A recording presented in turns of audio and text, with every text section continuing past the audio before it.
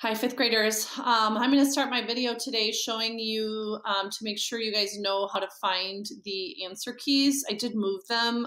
Somebody gave me feedback that it was maybe a little easier. So inside the lesson, so yesterday you did 4.2, at the end of doing your classwork, you can check with the key.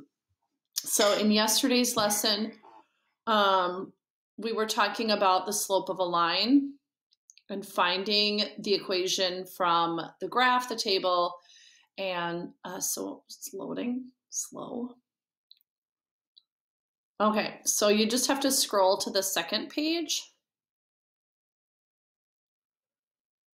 to see the answers, right? So you are looking at this point, you'd be able to tell better if you were doing it correctly because you'd have the book out in front of you. Me doing it on the slides won't be as easy for you to see, but I just wanted to make sure you knew that's where those were. All right, back to today's lesson. So we're going to talk about patterns with lines today.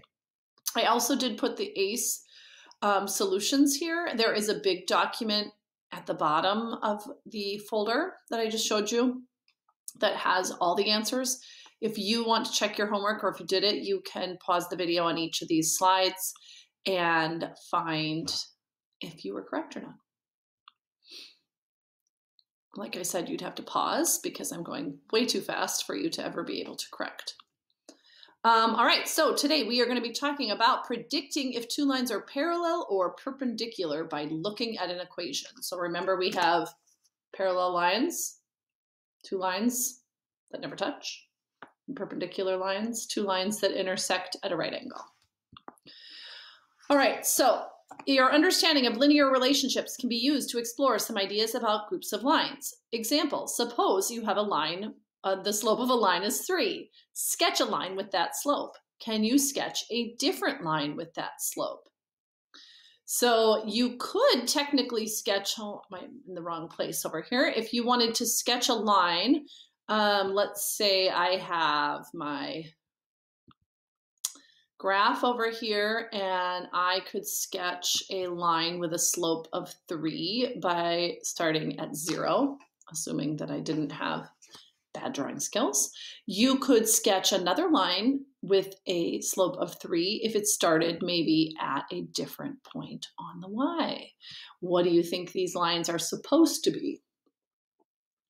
If I had some better drawing skills, you might see that they were parallel. In this problem, we're going to use slope to explore some patterns among linear relationships.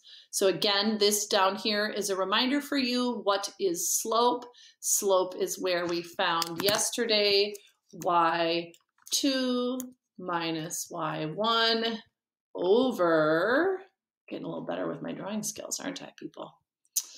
Oops, that's too high. x2 minus x1. This one I think I'm doing well. Minus x1, right? So you take 2 points on the line, you subtract the y's, and then you subtract the x's, and then that becomes your slope. Slope is also known as constant rate of change, the coefficient of x, m, y equals mx plus b.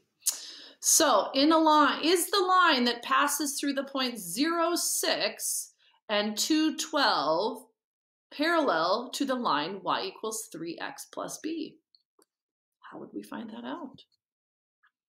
We would look and we would draw, we would know to find if that slope of 0, 6 and 2, 12 is also 3. Should we try it? So we would have the y's. I'm going to do 12. Why won't this work? All right, we're going to do 12 minus 6 over 2 minus 0. And I can see that my slope is going to be 6 over 2. Which is equal to what? If you said 3, You are correct. So we know that the lines are parallel if they have the same slope, right? So then we have to think about perpendicular lines.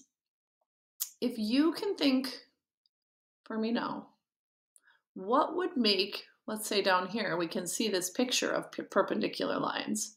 What would make these perpendicular in their slope? They cannot have the same slope. They probably have to have a slope that is opposite, right? What makes numbers opposite?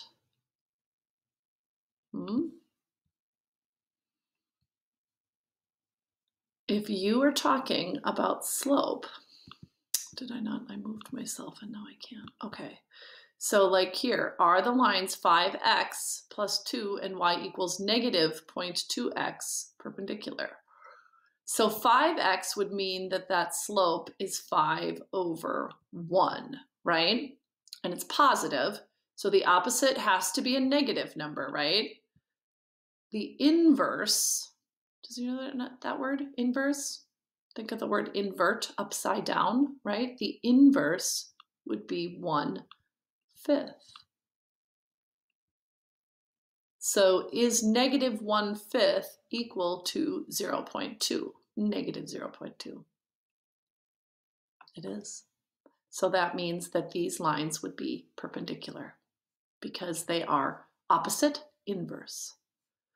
All right, let's look ahead. Again, oh, here they've explained it better. The slopes are negative reciprocals. We talked about reciprocals when we were doing dividing fractions, when you flip and multiply. So the slopes here are all parallel, right? Because they're all the same. The slopes here are still all parallel because they're all the same. But that idea that we were just talking about with perpendicular, negative reciprocal is the best way to describe slopes that are going to be perpendicular. Okay, so you have two groups of lines shown below. What features in the equations do they each have in common? Which features do the equations all have in common? So all of group 1, what do they have in common? All of group 2, what do they have in common? For each group, graph the equations on the same set of coordinate axes. What patterns do you observe? Describe another group of lines that have the same pattern. So you would come up with group 3 and say y equals whatever, whatever, whatever, whatever. Then in question B, you have 3 pairs of lines. What features do the pairs have in common?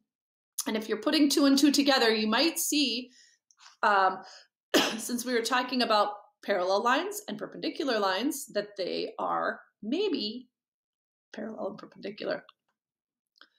Okay, so then you will graph those on the same coordinate axis and come up with another pair. In question C, consider the 3 lines shown below.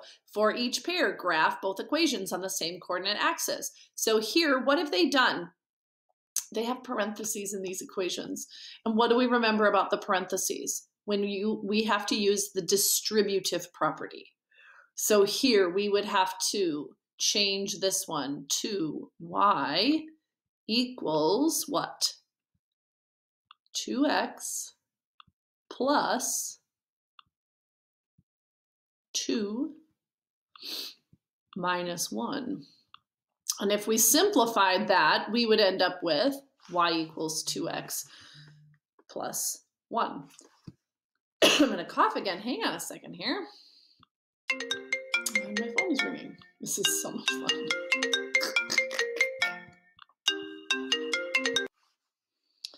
Okay, I'm back. I'm sorry I had to answer that. It was the pediatrician. Okay, so we were doing the 2x. This one ended up being 2x plus 1. Do you think the same thing might happen to these? If you graph them both, what do you notice about the pairs of equations? How might you have predicted this from the equations? I maybe just gave you away a little bit of information for problem C. So I hope that you have a wonderful Friday. This is your assignment, and we will check back in on Monday. See you then.